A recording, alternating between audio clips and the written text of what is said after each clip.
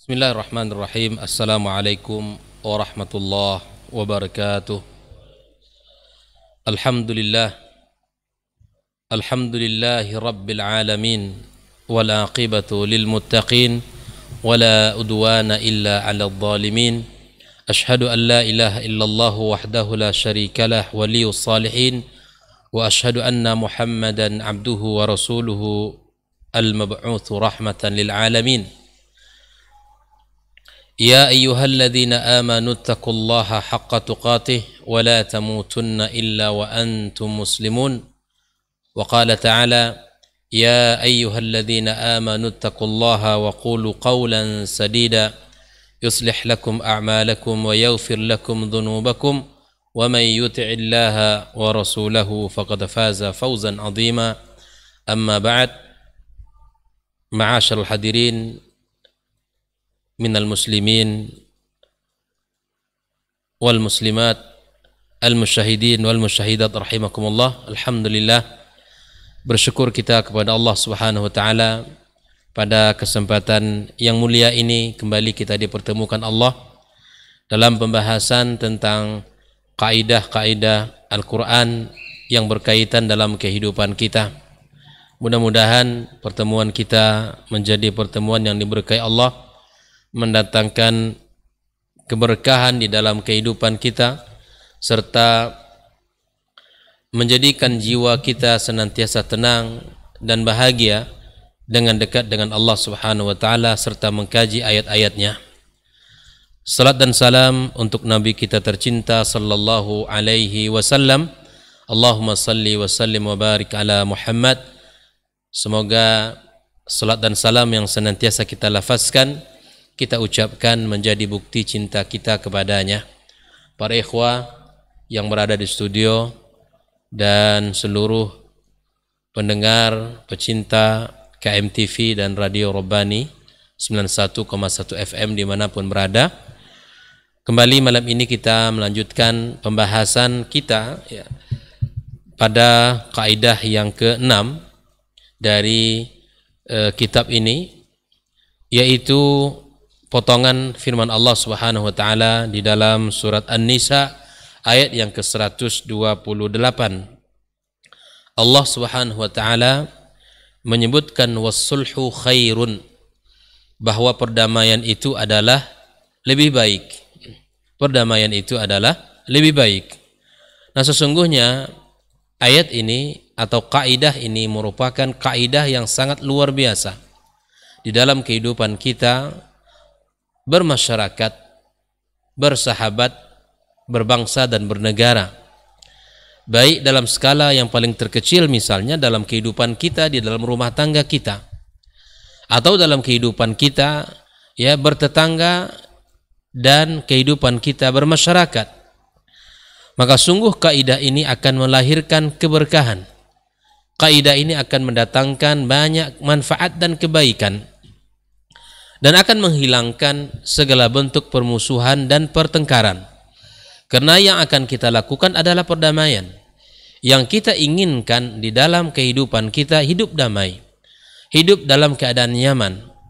Maka ayat yang mulia ini adalah potongan dari firman Allah Tabaraka wa Ta'ala di dalam surat An-Nisa 128, yang mana ayat ini Allah menceritakan tentang kehidupan rumah tangga yang terjadi padanya adalah nusyuz.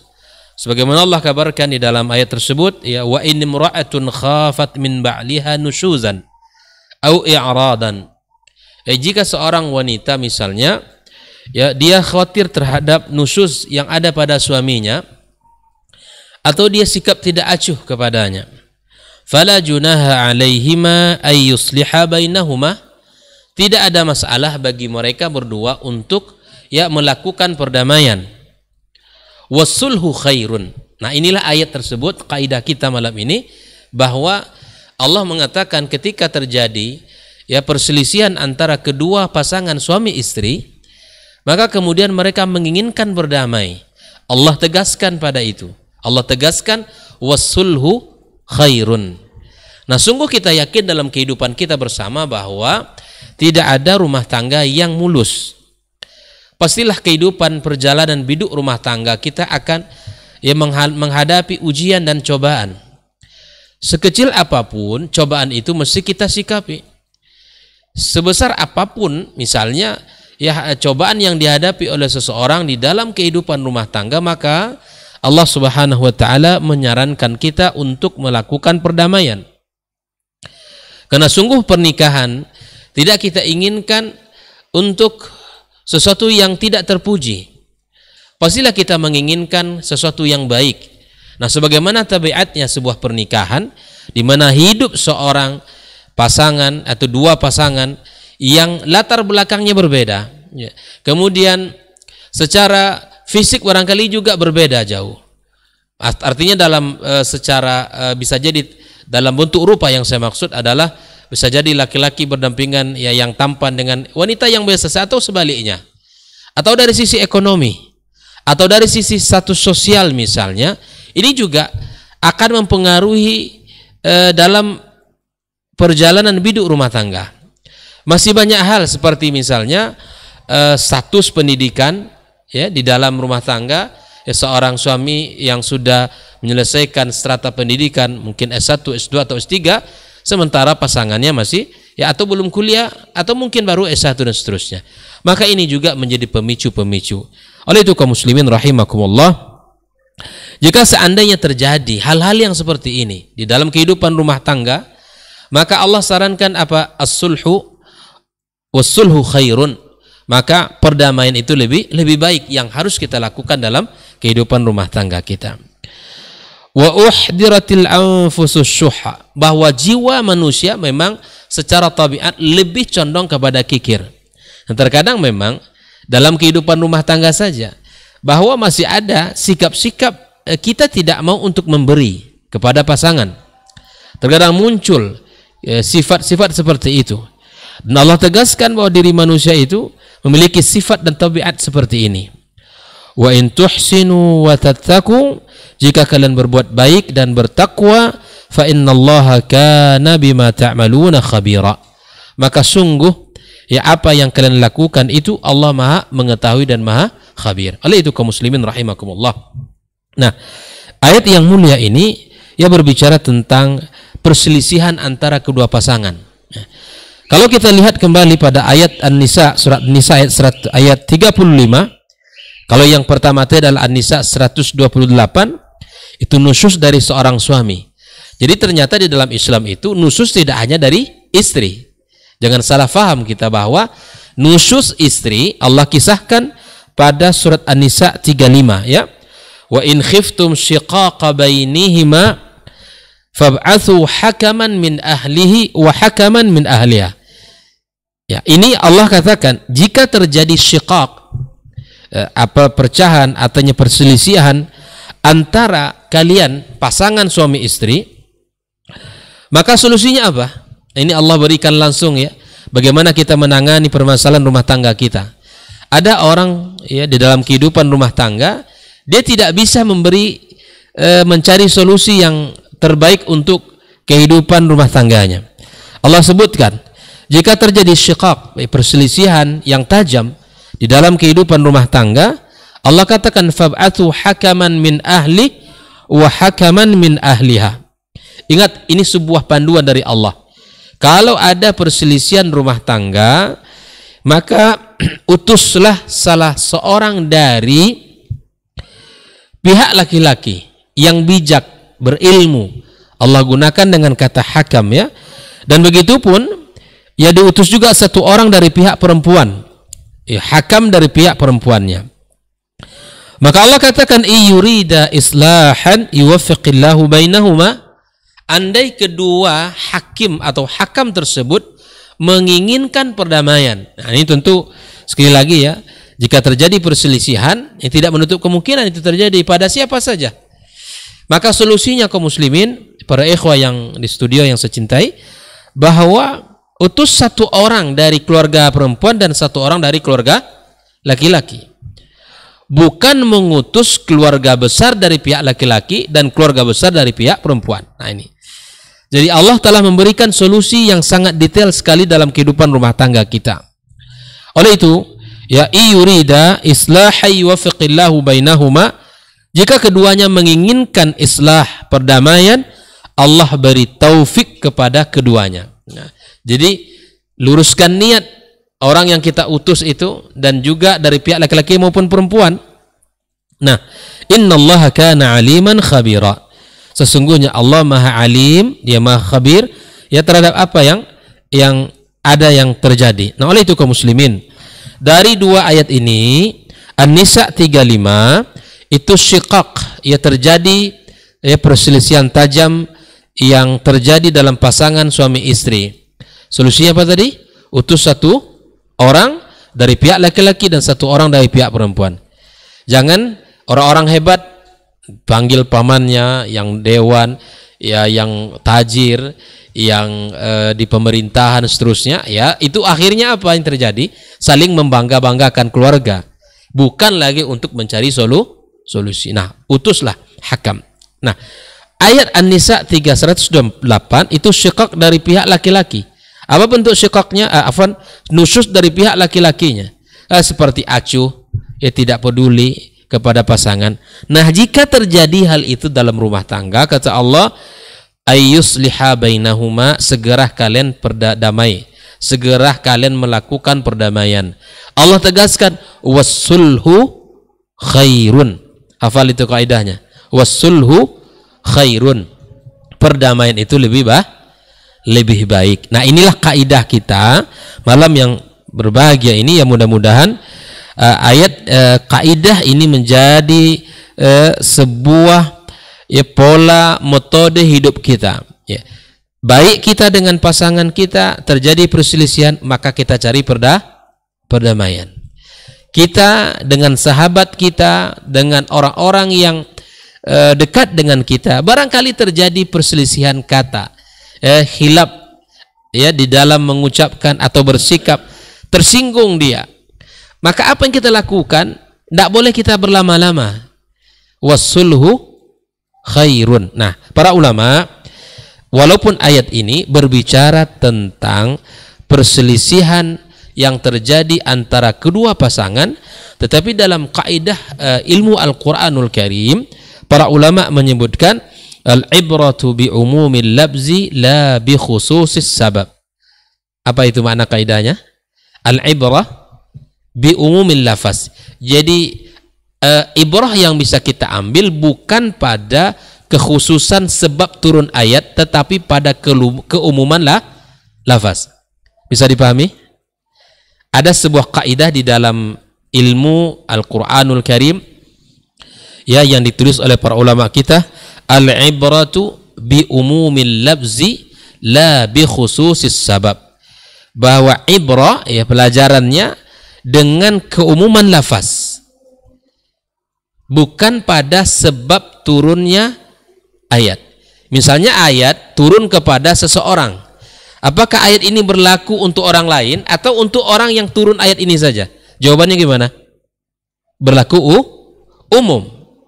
Walaupun wassulhu khair, ayat An-Nisa 128 dan 35 ini ya berbicara tentang perkara rumah tangga, perselisihan yang terjadi antara kedua pasangan. Tapi sebagaimana kaidah yang sudah kita sampaikan oleh dari para ulama kita, bahwa kaidah itu berlaku pada seluruh kehidupan kita. Paham ya?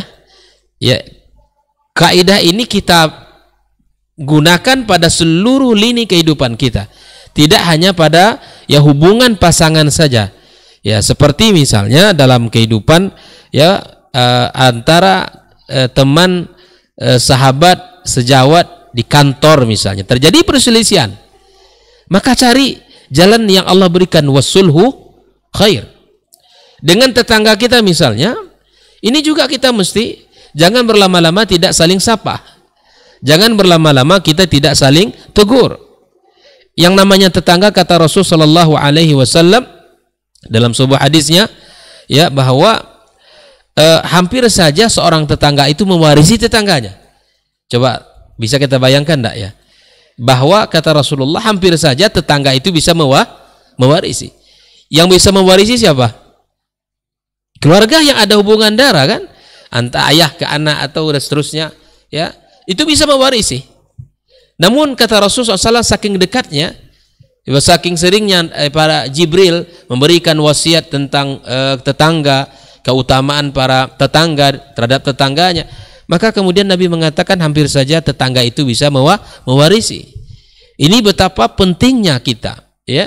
Bahkan dalam kitab Al-Adab Al-Mufrad juga dijelaskan bahwa ternyata nanti dalam sebuah athar disebutkan bahwa ternyata nanti ada orang-orang yang telat masuk surga ditahan oleh tetangganya.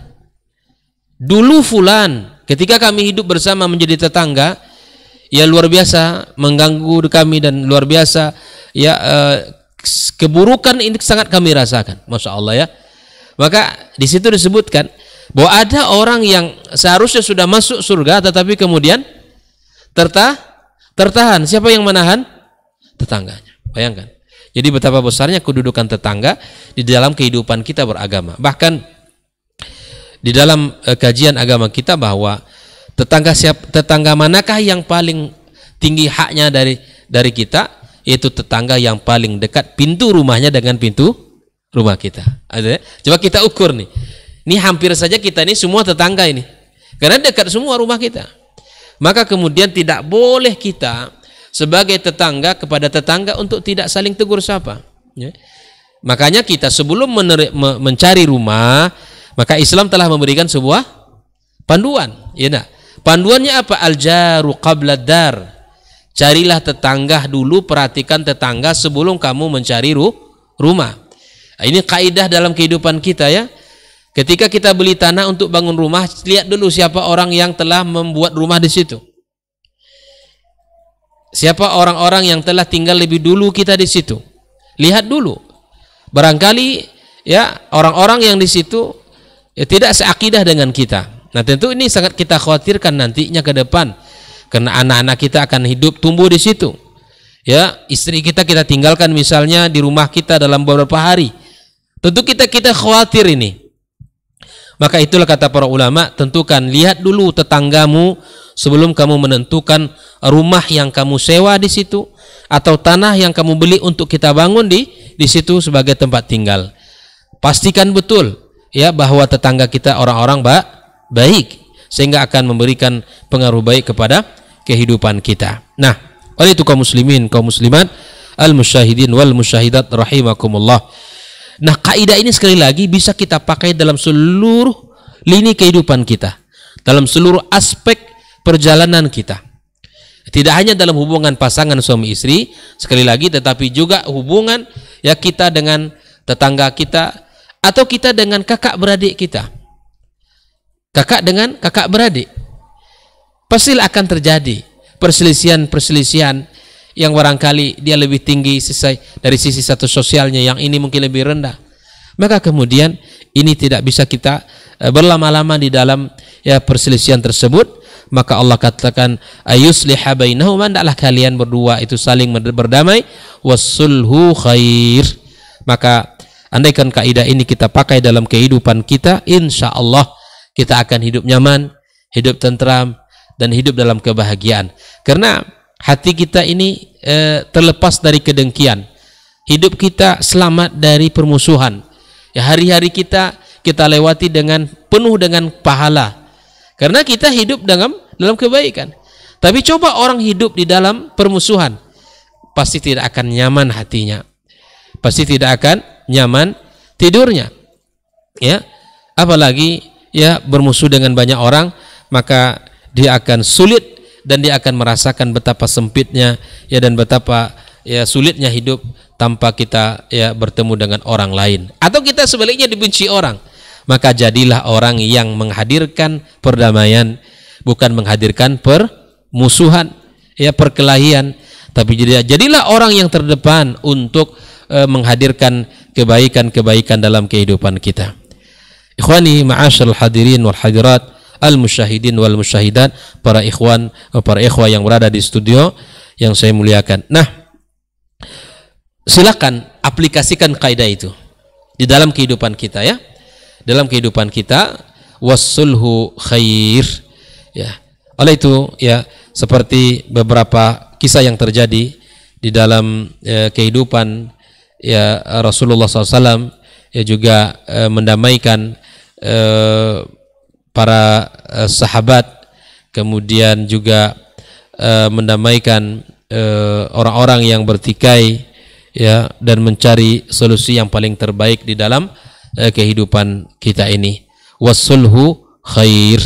Baik, kita lanjutkan kaidah yang ketujuh dalam pembahasan kita yang malam ini ya. Kaidah yang keenam tadi adalah surat An-Nisa tadi ya, ayat yang ke-128, bunyinya wassulhu khair. Baik. Kaidah yang ketujuh adalah kaidah dari firman Allah Subhanahu wa taala di dalam surat At-Taubah ayat 91. Silakan dibuka Al-Qur'an ya, surat At-Taubah ayat 91, yaitu firman Allah Subhanahu wa taala, ma 'alal muhsinina min sabil, ya, bahwa tidak ada celah atau jalan keburukan bagi orang-orang yang telah berbuat baik. Nah, ini tentu ayat ini bagian dari ayat-ayat Allah Subhanahu wa taala dalam surat At-Taubah ayat yang ke-91. Nah, sesungguhnya ayat ini adalah kaidah berinteraksi antara sesama manusia. Nih, kalau kita pasang kaidah ini dalam kehidupan kita, Pak, maka insya Allah hidup kita ini senantiasa bersyukur kepada Allah. Tidak akan mudah lisan kita untuk mencela. Tidak akan mudah lisan kita untuk membenci dan menghina. Tidak. Tapi kita akan senantiasa ya hadir di dalam bersyukur kepada Allah Subhanahu wa taala. Kaidahnya apa? Ma 'alal muhsinina min sabil. Bahwa tidak ada jalan bagi orang-orang yang berbuat baik ya sebuah keburukan. Tidak ada celah jalan bagi orang yang telah berbuat baik. Nah, kita harus bisa menghargai kebaikan yang telah dilakukan itu. Nah, ayat ini atau kaidah ini dalam kisahnya ya di dalam surat At-Taubah, di mana Allah menceritakan waja'al mu'adziruna minal a'rabi liyu'dzana lahum. Ada orang-orang Badui itu datang kepada Rasulullah untuk diizinkan tidak ikut berperang. Wa qa'adal ladzina kadzabullaha wa rasulah. Adapun orang-orang yang mendustakan Allah dan Rasul, mereka duduk tidak ikut berperang dan tidak ikut berjihad. Sayusibul ladzina kafaru minhum adzabun alim. Maka orang-orang kafir itu ia akan mendapatkan azab yang pedih dari Allah Subhanahu wa taala. Allah menyebutkan ya bentuk-bentuk atau kelompok orang yang dibolehkan tidak ikut berjihad. Seperti ada orang-orang Badui ya. Allah katakan laisa 'alad du'afa. Tidaklah wajib bagi orang-orang yang lemah ya, orang-orang du'afa, wala 'alal marda, kepada orang-orang yang sakit ya. Wala 'alal ladzina la yajiduna ma yunfiquna harajun idza nasahu lillahi wa rasulih. Begitupun orang-orang yang tidak memiliki harta untuk diinfakkan, tidak ada masalah ya. Ya, idza nasahu lillahi wa rasulih. Kemudian Allah katakan ma 'alal muhsinina min sabil. Tidak ada celah bagi orang-orang yang telah berbuat baik. Wallahu ghafurur rahim. Ikhwani kaum muslimin, kaum muslimat, para pendengar KMTV dimanapun berada, sekali lagi kaidah ini sangat indah dalam kehidupan kita ya. Mari kita lihat seperti mana yang kita sampaikan di kaidah yang keenam, bahwa ada sebuah kaidah di dalam memahami ayat. Masih ingat nggak kaidahnya?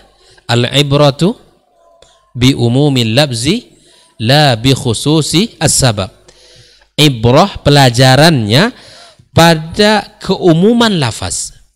Ini ketika nanti kita baca ayat ini turun tentang kisah ini. Tapi kisah dalam ayat ini tidak hanya berlaku untuk dia yang diturunkan ayat itu. Pelajaran untuk seluruh orang. Ini makna kaidah ini ya.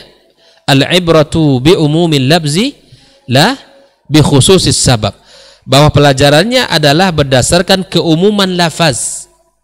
Ayat ini lafaznya umum, tidak berdasarkan sebab khusus turunnya ayat itu. Saya ulangi, bisa dipahami ya? Para ikhwah di studio, bahwa ketika ada ayat yang berbicara pada satu orang atau satu kejadian, ayat itu tidak berlaku hanya untuk itu saja, tapi berlaku umum dia. Tadi di sini ayat yang kita bacakan sebagai kaidah malam kita yang ketujuh ini adalah kisah ya orang-orang yang tidak diwajibkan ya oleh Allah untuk berperang, seperti dalam At-Taubah 91 ini. Ma 'alal muhsinina min sabil. Artinya bahwa walaupun ayat ini Allah turunkan pada orang-orang yang tidak diwajibkan berjihad, tapi kemudian keumuman lafaz memberikan pelajaran kepada kita. Ternyata ayat ini bisa kita aplikasikan dalam kaidah-kaidah kehidupan kita, dalam lini kehidupan kita. Maka kaidah yang kita pelajari semua ini adalah ayat-ayat Allah dan bisa kita aplikasikan dalam ya praktekkan dalam kehidupan kita. Kita lihat satu persatu contohnya sebagai bentuk aplikasi daripada ayat ini. Contoh dalam hubungan kita suami istri misalnya, ya ketika istri kita misalnya memasakkan sesuatu untuk kita, ya buru-buru masak di pagi hari misalnya, bapak kita sudah sampaikan besok bunda abang akan berangkat lebih awal, ya, istri kita bangun lebih awal misalnya gitu, bangun lebih awal menyiapkan sarapan pagi kita, karena buru-buru bangun lebih awal mungkin masih ngantuk, ya mungkin agak sedikit banyak diberikan garam misalnya seperti itu. Ternyata ketika hidangan telah disiapkan, tiba-tiba kita makan terasa asin. Maka pada saat itu tidak ada kesempatan bagi kita untuk mencela. Ya istri kita telah berbuat baik kepada kita, menyiapkan makanan kita, kemudian menghormati kita karena kita lebih awal berangkat karena ada tugas. Dia sudah buru-buru berbuat, menyiapkan. Qaddarallah ma syafa'al. Ternyata garam lebih banyak gitu. Maka kita sebagai suami tidak boleh untuk mencela. Ibu ini, bunda ini sudah sekian lama masak, masih saja asin. Nah, ini mesti kita jaga. Apa kaidahnya? Ma 'alal muhsinina min sabil. Tidak ada jalan celaan bagi orang yang telah berbuat baik. Kalaupun misalnya kita dibuatkan roti ataupun minum teh, mungkin sudah cukup kan begitu. Tapi karena dia ihtiramnya kepada suaminya, dia berusaha untuk menyediakan hidangan, santapan makan pagi, sarapan pagi. Tapi kemudian mungkin keasinan ataupun mungkin kurang garam, maka kita cukup mengatakan jazakillah khairan ma 'alal muhsinina min sabil. Tidak pantas ya bagi kita untuk mencela orang yang telah berbuat baik kepada kita. Taib. Ini hubungan kita dengan pasangan kita. Contoh berikutnya dalam kehidupan kita, anak-anak kita misalnya, ya, anak-anak kita Pak, dia mengikuti ujian misalnya besok pagi. Dia telah berusaha menghafal, murajaah, ya dibuka bukunya kan, bertanya ke kita, bertanya kepada bundanya, bahkan mungkin bertanya ke teman-teman yang memiliki catatan-catatan yang lengkap misalnya. Usahanya sungguh sangat luar biasa. Tetapi qadarullah ujian nilainya kurang bagus misalnya, tidak seperti yang kita inginkan atau yang kita bayangkan. Ini kalau begini bentuk belajarnya insya Allah nilainya mumtaz gitu kan. Tapi ternyata dia tidak bisa menjawab dan itu disampaikan ke kita. Maka tidak ada bagi kita untuk mencela anak kita.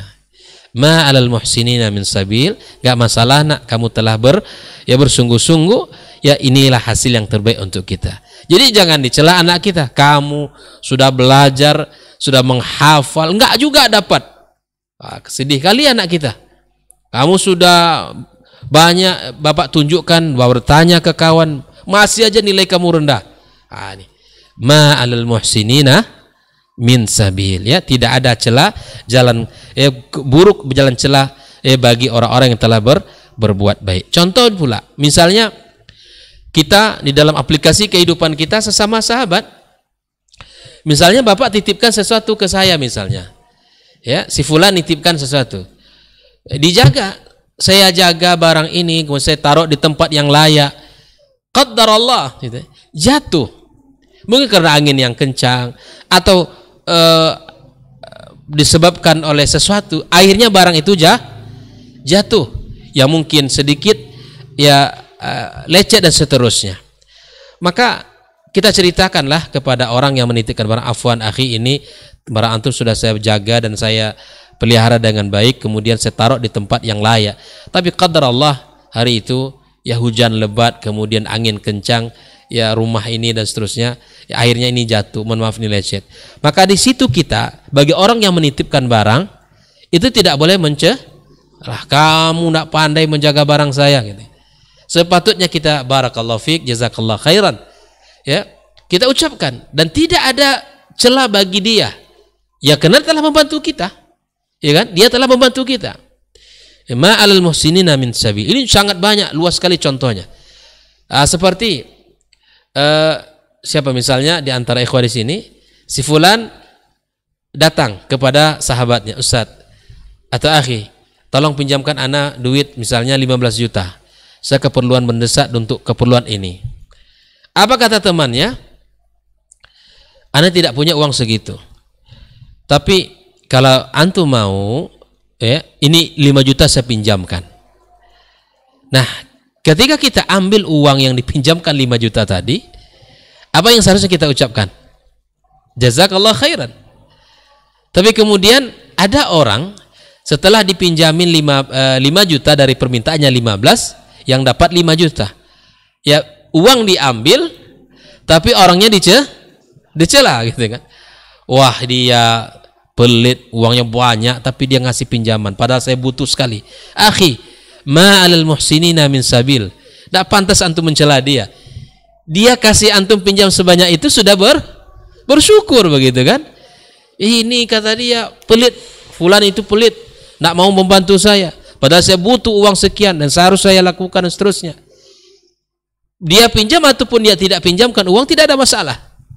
Ya, dia telah berbuat baik kepada kita, maka kita ucapkan jazakallahu khairan. Contoh berikut misalnya dalam bab lain, misalnya dalam antum misalnya di atas siapa yang tajir di sini ya? Misalnya ada yang tajir sapi misalnya, sapinya dipotong. Sapi antum potong, dibagi-bagilah ke seluruh kaum muslimin yang ada di sekitar, fuqara, masakin, anak yatim, semua dibagi, tetangga dikasih hadiah semuanya. Tiba-tiba setelah itu dibagi, ada orang tetangga kita yang belum dapat misalnya. Pak, saya belum dapat nih, apa namanya, bingkisannya. Ya akhi, mohon maaf lah kalau antum belum dapat, ya kan? Wah, dasar Bapak tidak ingat saya. Nah, di sini tidak pantas untuk mencela dia. Dia tidak ngasih, dia juga tidak masalah begitu kan? Dia juga tidak potong kerbaunya juga tidak ada masalah. Jangan dicela dia, jangan diumpat, jangan dicaci maki dia. Dia telah berbuat baik. Nah, jadi ada orang yang terkadang subhanallah, ya itu bukan rezekinya, tetapi kemudian ya yang dapat bagi orang yang telah berbuat baik adalah celaan dan umpatan. Allah telah mengatakan itu dalam ayat-ayatnya yang mulia, ma'alal muhsinina min sabil. Tolong dihafal ini kaidah kehidupan kita ini ya. Ma'alal muhsinina min sabil. Ya, tidak ada ya celah bagi orang yang telah berbuat baik. Contoh dalam hubungan apa lagi? Hubungan keluarga, kakak beradik seperti tadi kita sampaikan. Ada misalnya dia 6 orang kakak beradik. Yang satu masya Allah secara ekonomi luar biasa kan? Misalnya yang lainnya lebih lah agak kurang dari yang abangnya misalnya. Maka abangnya ya kasihan melihat adik yang terus kontrak rumah misalnya kan. Dengan kelebihan rezeki yang dia punya, ya akhirnya adiknya dibantu misalnya kan. Dibantu. Dibelikan rumah tipe 35 atau 3 ya atau lebih besar daripada itulah misalnya. Yang mana rumah itu belum lengkap misalnya, belum ada dapurnya, ya mesti harus dibuat dapurnya lagi gitu kan. Nih dek, kata abang, ini rumah yang mudah-mudahan bisa bermanfaat bagi adik dan keluarga gitu. Abang ngasih nih. Kunci rumah diambil, tapi setelah masuk, wah dasar, nggak tahu rupanya rumah itu harus ada dapur. Nah ini kurang bersyukur ini. Padahal kakaknya, abangnya telah bantu dia untuk meringankan hidupnya. Ya, dia tidak belikan antum juga tidak masalah sebetulnya, tapi karena kebaikan dia, ya kemudian kasih sayang dia kepada adiknya, maka dibelikanlah sesuai dengan kemampuan. Maka kita yang dibantu, ucapkan barakallahu fikum. Jangan diumpat lagi. Abang ini belikan rumah belum jadi. Nah, abang ini belikan rumah, dapur belum ada, sumur air belum ada, ya tangki belum ada, ya karpet rumah, lampu juga belum ada. Masya Allah. Nah ini namanya kalau bahasa kita apa nama itu? Dikasih hati minta. Ya ini tidak bersyukur namanya yang seperti ini. Cukuplah kita harus belajar dari kaidah ini. Ma'alal muhsinina min sabil, ya. Tidak ada celaan bagi orang-orang yang ya telah berbuat baik kepada kita. Inilah bahwa kalau kita perhatikan ayat yang mulia ini, subhanallah, betul-betul kaidah ini memang sesuai dengan kaidah kehidupan kita, ya. Yang paling dekat kita dengan pasangan kita. Jangan mudah lisan kita mencela istri kita, ya. Tidak pandai kita bersyukur kepada Allah atas apa yang telah dilakukan oleh pasangan kita. Atau sebaliknya, ya, istri, ya, para ummahat ini yang mendengarkan kajian kita, mohon lihat, perhatikan bahwa suami telah memberikan banyak kebaikan, ya, telah berjuang mencari nafkah, ya, bersusah payah menghidupkan keluarga. Hargai itu. Diberikan uang, diberikan belanja, diberikan nafkah, syukuri. Bukanlah mencelah, wah abang kasih segini, yang teman saya sebelah itu dikasih suaminya lebih banyak. Nah ini tidak boleh membanding-bandingkan, ya, hasil penghasilan suaminya dengan orang lain. Ini namanya tidak bersyukur atas kebaikan suami. Maka itu, ya, kita dalam kehidupan rumah tangga harus pandai saling menjaga perasaan pasangan kita, sehingga kehidupan itu, rumah tangga kita berjalan sesuai dengan yang kita harapkan, hidup sakinah mawaddah warahmah itu hadir. Silakan, ya, teman-teman, para ikhwah, ya, mengaplikasikan, ya, kaidah ini dalam kehidupan kita. Nah, ada dua kaidah dalam ini yang sudah kita bahas. Kaidah yang pertama apa tadi? Wasulhu khairun, ya, perdamaian itu lebih utama dan lebih baik. An-Nisa 128. Yang kedua adalah kaidah di dalam surat At-Taubah 91, ma'alal muhsinina min sabil, ya, tidak ada, ya, celah bagi orang yang telah berbuat baik kepada kita. Misalnya tentu dalam kendaraan, misalnya kita bantu orang menaiki, ya, yuk masuk dalam kendaraan saya, gitu kan.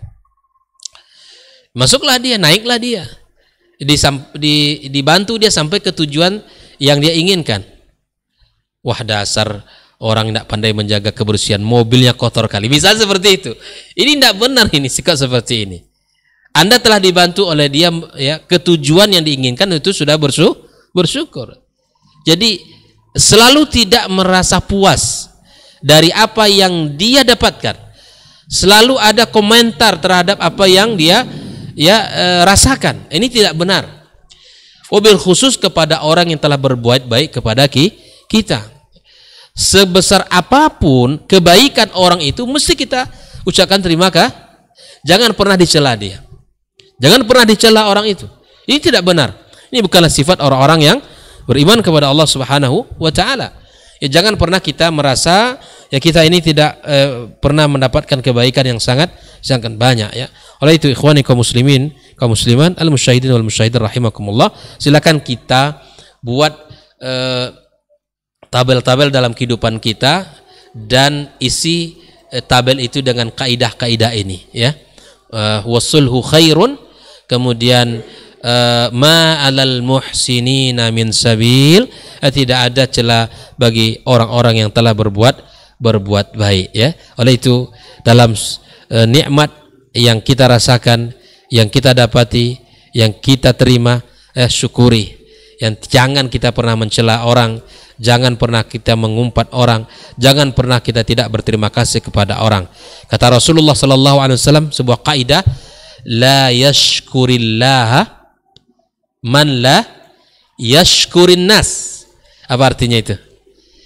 Tidaklah dia pandai bersyukur kepada Allah, ya, sampai dia pandai bersyukur pada. Kaidah luar biasa itu dalam hadis Nabi. Jadi kepada manusia yang nampak secara zahir dan manfaatnya dirasakan oleh beliau, tidak pandai bersyukur, apalagi kepada Khalik yang tidak nampak sama kita. Walaupun kebaikan Allah sangat kita rasakan, tapi jarang sekali ya kita bisa mengucapkan alhamdulillah. Orang Pak, kalau banyak berbuat baik kepadanya, masya Allah, diumbar-umbar kemana-mana, fulan baik, ya fulan dermawan, fulan soleh. Setiap majelis bertemu dengan orang selalu dipuji orang itu. Tapi Allah subhanahu wa ta'ala, dari dia bangun sampai dia tidur, tidak putus rahmat dan karunia Allah kepadanya, tapi lisannya tidak pernah mengucapkan alhamdulillah. Nah, ini tentu pelajaran mahal bagi kita bersama ya. Jangan sampai kita menjadi orang-orang yang seperti ini. Wallahu ta'ala alam ya. Mudah-mudahan dua kaidah ini bisa kita aplikasikan dalam kehidupan kita dan bisa kita ya praktekkan dalam lini kehidupan nyata kita.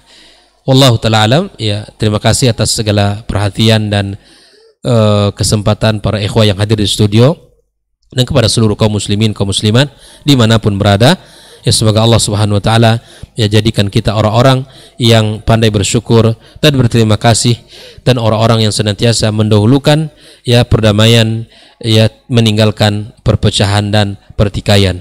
Subhanakallahumma wa bihamdika asyhadu an la ilaha illa anta astaghfiruka wa natubu ilaih. Wassalamualaikum warahmatullahi wabarakatuh. Orang yang keluar dari rumahnya menuju rumah Allah untuk menuntut ilmu syar'i, maka sungguh dia sedang berjalan di jalan ilmu, dan itu akan memudahkannya untuk menuju surga Allah subhanahu wa ta'ala. Man salaka tariqan yatlubu fihi ilman salakallahu bihi tariqan min turuqil jannah.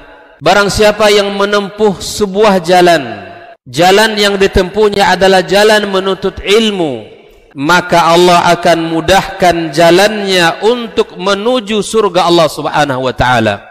Orang yang berangkat ke masjid untuk menuntut ilmu syar'i dianggap sebagai jihad fi sabilillah. Nabi alaihi salatu wassalam bersabda, man dakhala masjidana hadha, barang siapa yang memasuki masjid kami ini, yakni Masjid Nabawi, liyata'allama khairan, untuk belajar atau mempelajari kebaikan, au yu'allimuhu, atau dia mengajarkan kebaikan, kal mujahidi fi sabilillah, adalah seperti orang yang berjihad di jalan Allah. Mudah-mudahan kehadiran kita di rumah Allah yang mulia ini, tujuan kita hanya satu, untuk mencari ridha Allah tabaraka wa ta'ala. Mudah-mudahan ilmu yang kita pelajari, ilmu yang memberikan keberkahan, yang menerangkan jalan kita dan senantiasa menjaga kita di jalan Allah subhanahu wa ta'ala.